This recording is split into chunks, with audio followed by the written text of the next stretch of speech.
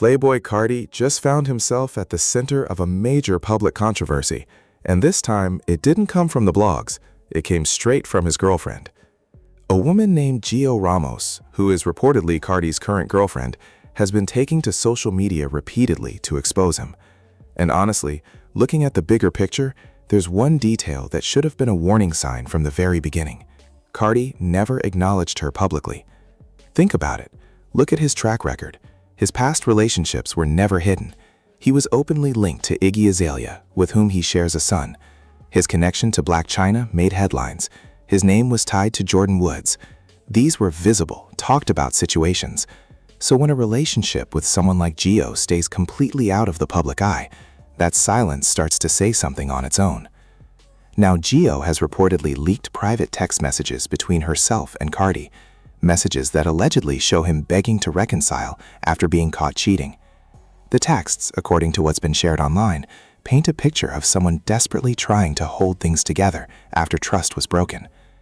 But here's the real conversation underneath all of this. When you're involved with someone at the level of fame and attention that Carti operates at, consistently ranked among the most talked about artists in hip-hop right now, the pressures and temptations that come with that territory are very real. Whether that excuses anything is a separate debate entirely. What's clear is that Gio felt unheard, unseen, and disrespected enough to go public, and that tells its own story. Playboi Carti's ex-girlfriend Gio has just exposed Carti crashing out after she ended up dumping him. For those of you guys that don't know, yesterday afternoon it was officially confirmed to the entire world that Gio, which was Playboi Carti's former girlfriend, ended up dumping Carti, which ended their relationship, and she did all of this by unfollowing him on Instagram. And shortly after this occurred, Playboi Carti then started to repost a bunch of sad edits and memes on his alternate TikTok account for everyone to see so they could relate to him. And then things took a turn for the worse because Gio then started to take photos of their conversations, with her basically exposing Playboi Carti for harassing her and bothering her. As you can see right here, she posted this onto her Instagram story with Playboi Carti's contact name now saying weirdo, with him just saying, call me, I need to talk to you. Are we going to have a convo? Call me. And Gio didn't stop there, because then she alluded to the fact that Playboi Carti is insecure of other guys that can be with her, with him sending photos and videos of other guys on Instagram, with him then texting her saying, I'm in a whole different league, I compete with these folks. And then as of right now, the last Instagram story that Gio ended up posting, which was a diss to Playboi Carti, was basically making fun of the fact that everyone thinks that he's nonchalant, when in reality the way he acts is just crazy, like what she showed. Nonetheless though, what do you guys my entire situation? Playboi Carti's ex-girlfriend Gio has just exposed Carti for crashing out over the relationship breakup. Are you guys on Team Carti, Team Gio? So it seems that Playboi Carti ended up cheating on his girlfriend Gio. So basically, Gio posted a picture with Playboi Carti and another girl, and then she put these posts on her story. She put the CJ meme. He says, "Oh, here we go again." And then a MF will do you so wrong, keep contacting you. I'm not understanding what the F you want. Gio, I'm not gonna lie, I'm gonna be honest. I was surprised you talked to Playboi Carti anyways. I mean, I just guess that's your style. I thought Gio was on the other side. But then this is one of the craziest pop-outs ever. And you gotta think it's Playboi Carti, bruh.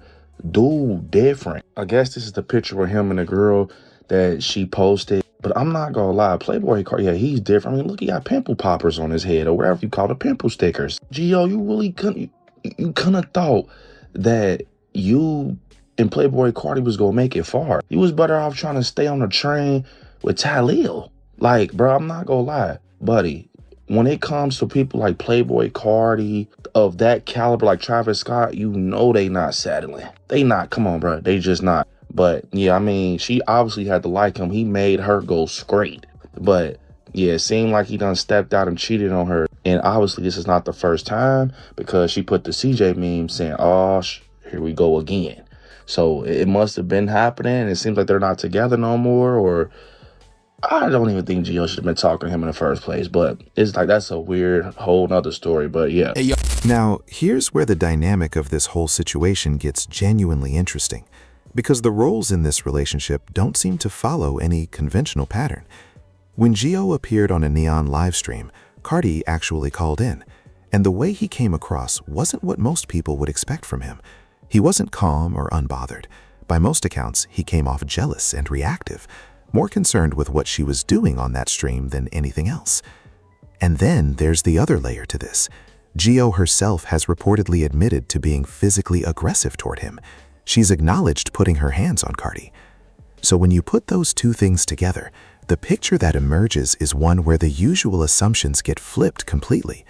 Carti, one of the most talked about and seemingly untouchable figures in rap right now, is apparently the one calling in out of jealousy and dealing with physical altercations from his partner. Meanwhile, Gio is the one in the more dominant and frankly aggressive position in this relationship. It's a dynamic that a lot of people probably weren't expecting, and it raises real questions about what's actually been going on behind closed doors. No, I ain't gonna lie. The way you called, I thought something happened. Like I thought you was in danger or some shit. All right, I'll call you back in like an hour or two. I mean, just called me like 3 times. Like that ass thought something happened. It showed up on my phone. Look, all I see, you know what? Bye. Can't even be nice to these folk these days.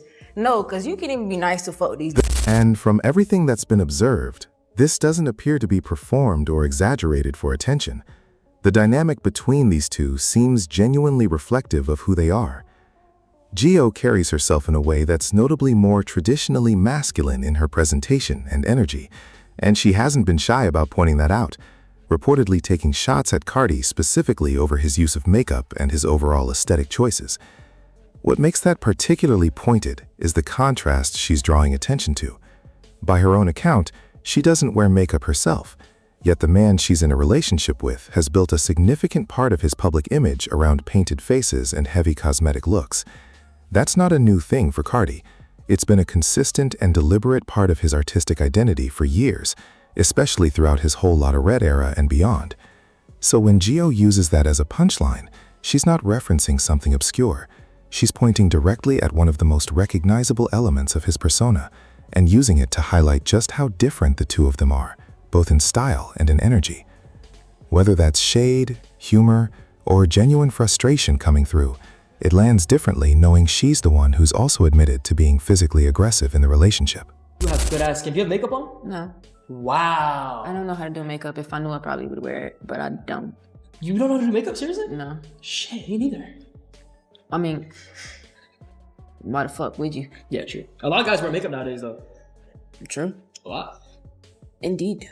And when it comes to this whole Gio and Carti thing, none of this shit would have happened. She would have just stayed a lesbian. Like, I don't know when she decided to start doing dicks, but like, the fuck? The content makes speculative and dismissive claims about a real person's sexuality and gender expression, predicts their future relationships, and frames their identity as a temporary thing.